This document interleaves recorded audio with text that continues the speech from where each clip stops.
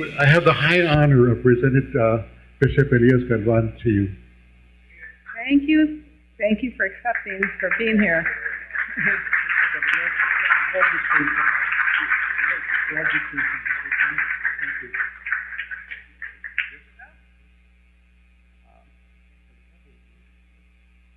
First, let me thank Joe for such kind words. I don't deserve all the things that he said, but I really accept them.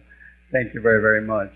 It is truly a joy for me to come home, to come to this area who was the area who trained me, the area who mentored me, the area who encouraged me as a young pastor, as a student, and then as a young pastor, and later as staff to the annual conference. When I received the invitation,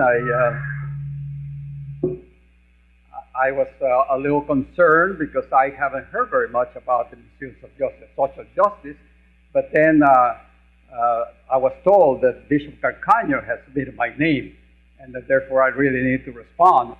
And Bishop Calcaño, I know Bishop Calcaño since she was a teenager.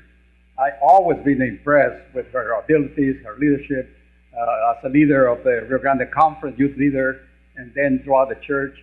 So if she wanted me to be here, I certainly will come.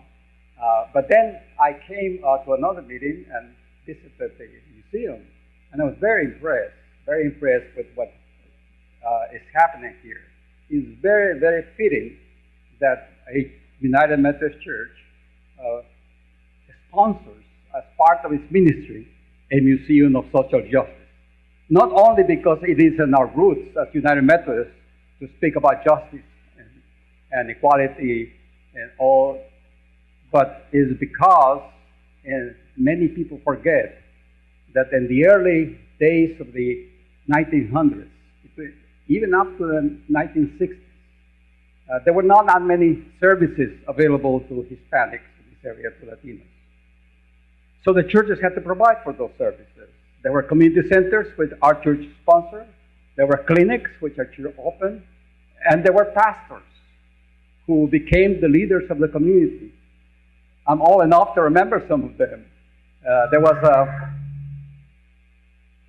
Reverend Tire, who became the leader in Santa Paula. He was a recognized leader in Santa Paula. And he was the interpreter in the court. He was the lawyer. He was not a lawyer, but he was the one who advocated for all the Hispanics. So he was always talking on behalf of Hispanic issues. But so happened here in Los Angeles. I remember Reverend Quintanilla, who was the pastor of Buen Pastor, who also was a leader not only to his congregation, to the entire Hispanic community. So it is people like Reverend Venegas, who I remember very well, who was mentors and models that inspired me to really be in ministry. So it is very fitting that the La Plaza Church, who had experienced this kind of leadership, be open to think and help the city and our church to really recall those days when our churches were right in the forefront. So I want to thank the museum for offering me this award. I recognize that the award really doesn't belong to me. If I've been able to do something, it's because I have mentors in this annual conference who helped me along the way.